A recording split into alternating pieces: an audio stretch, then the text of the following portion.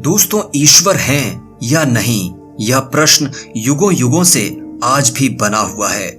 हाँ, हमारे ऋषि मुनियों ने, हमारे धर्म ने और हमारे शास्त्रों ने ईश्वर के होने के साक्ष्य अवश्य प्रस्तुत किए हैं, लेकिन इस संसार में नास्तिकों की भी कमी नहीं है, जो ईश्वर के अस्तित्व को ही सिरे से नकार देते हैं। तो दोस्तों, आज मैं आपको ऐसे कुछ प्रमाण दूंगा जो यह साबित कर देंगे कि ईश्वर का अस्तित्व है और वह इस सृष्टि के कण कण में व्याप्त है। नमस्कार दोस्तों, मैं हूं विवेकानंद विमल और विमल वाणी पर भरोसा करने के लिए धन्यवाद। दोस्तों, हमारा सबसे पहला प्रमाण है कि इस ब्रह्मांड के अस्तित्व में होने का कोई तो कारण है। बिना कारण के यहाँ कुछ भी नहीं होता, जिसे विज्ञान की भाषा में हम कार्य कारण का सिद्धांत या the law of cause and effect कहते हैं। इस सिद्धांत के अनुसार कारण के होने पर कार्य होता है, कारण के न होने पर कार्य नहीं होता। तो दोस्तों, सवाल यह है कि सृष्टि का कारण क्या है, यह अस्तित्व में क्यों आया? अगर ईश्वर नहीं है तो इसका और कौन सा कारण है? दोस्तों, विज्ञान से इसका सवाल पूछा जाए तो वो बिग बैंग थ्योरी का नाम लेते हैं, यानी एक बहुत बड़ा विस्फोट हुआ और शून्य से यह संसार अस्तित्व में आ गया। लेकिन सच कहूं दोस्तों, तो ये बात हजम नहीं होती, क्योंकि विस्फोट से कभी भी सृजन नहीं होता, बल्कि विस्फोट हमेशा ही विनाश का कारण बना है। लेकिन अगर इस तर्क को सत्य भी माना जाए तो यह सवाल पूछा जाना चाहिए कि उस विस्फोट के लिए ऊर्जा कहां से आई? अगर अणु परमाणु आदि ही आपस में टकराए तो वो अणु परमाणु कहां से आए?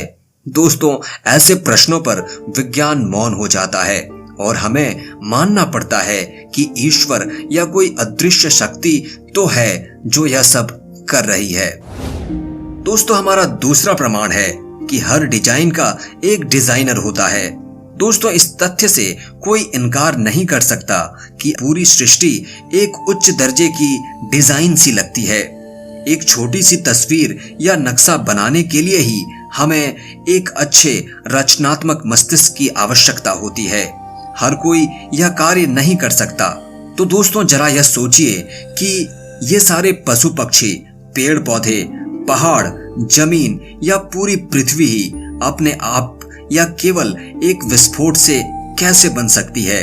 दोस्तों, कई बार हम प्रकृति के द्वारा निर्मित चीजों को कॉपी करके उसका प्रतिरूप तैयार करने की कोशिश करते हैं। हम इंसान के स्थान पर रोबोट, पक्षी को देखकर ड्रोन, हवाई जहाज आदि तो बना लेते हैं, लेकिन कितनी भी कोशिश कर लें वैसे का वैसा नहीं बना पाते।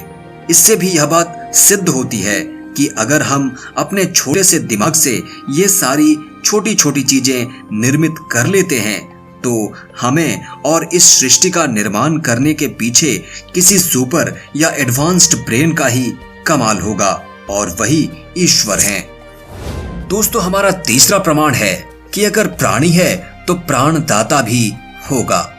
जी हाँ दोस्तों, सजीव से जीव की उत्पत्ति होती है, कभी नश्वर से जीवन की उत्पत्ति नहीं होती, जिसे विज्ञान की भाषा में लॉ ऑफ बायोजेनेसिस या जीव जनन का नियम कहा जाता है। दोस्तों, आपको शायद हंसी आएगी अगर मैं कहूं कि क्या आपने कभी पत्थर से पत्थर पैदा होते देखा है या किसी भी निर्जीव वस्तु की पीढ़ियां आगे बढ़ते देखी है? जाहिर है दोस्तों, आपको यह हास्यास्पद लगेगा कि ऐसा कभी नहीं हो सकता। तो जरा सोचिए दोस्तों कि इतने सारे सजीव शरीरधारी प्राणी इस संसार में विचरण कर रहे हैं, उनके भीतर आखिर प्राण कहां से आया? यानी कोई तो परम पुरुष या परमात्मा है जो सभी प्राणियों को प्राण दे रहा है और प्राण हर रहा है।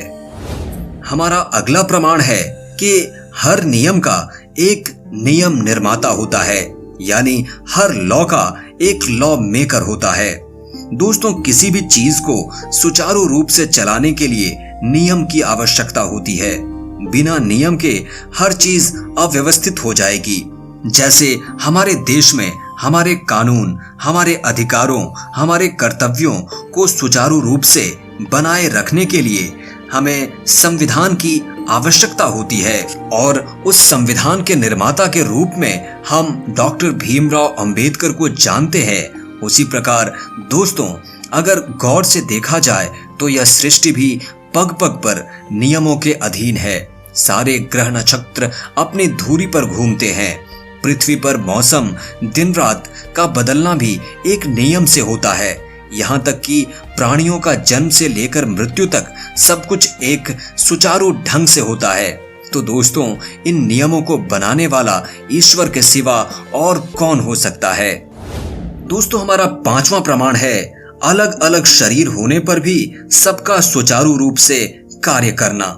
जी हाँ दोस्तों, इस ब्रह्मांड में अनेक शरीर वाले प्राणी हैं। सबके शरीर का ढांचा अलग अलग है, सबके कार्य करने का तरीका भी अलग अलग है, लेकिन सभी का शरीर सुचारू रूप से कार्य करता है। इससे यह बात साफ होती है कि कोई तो है जो इन शरीरों को विभिन्न रूपों में इतने सुचारू रूप से चलाना जानता है, और वह ईश्वर ही हो सकते हैं। दोस्तों, 6ठा प्रमाण स्वतंत्र इच्छा शक्ति या फ्री विल का होना।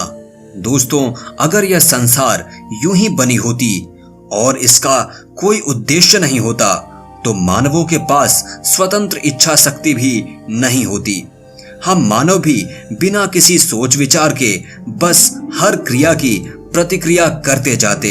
हमारे पास चुनने का हक नहीं होता, यानी हमारे पास बुद्धि या तर्क शक्ति नाम की कोई चीज नहीं होती।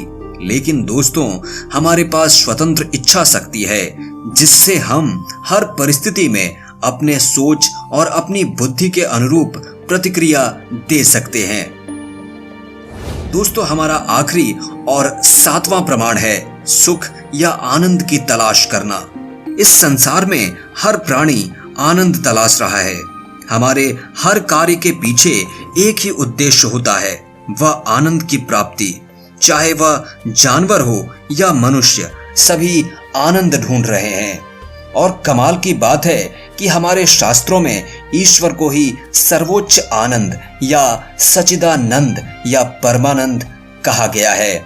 इसका मतलब यह हुआ कि इनडायरेक्टली हम आनंद के रूप में ईश्वर को ही तलाश कर रहे हैं, और हर जीव का अंतिम लक्ष्य ईश्वर ही है। दोस्तों, इससे भी यह सिद्ध होता है कि ईश्वर का अस्तित्व है और हम सभी उन्हीं की तलाश कर रहे हैं। उम्मीद है दोस्तों, आपको यह वीडियो पसंद आई होगी। अपनी प्रतिक्रिया कमेंट में जरूर दें। वीडियो को लाइक करें, शेयर करें, और चैनल पर नए हैं तो सब्सक्राइब करके बेल आइकॉन प्रेस कर लें। बहुत बहुत धन्यवाद।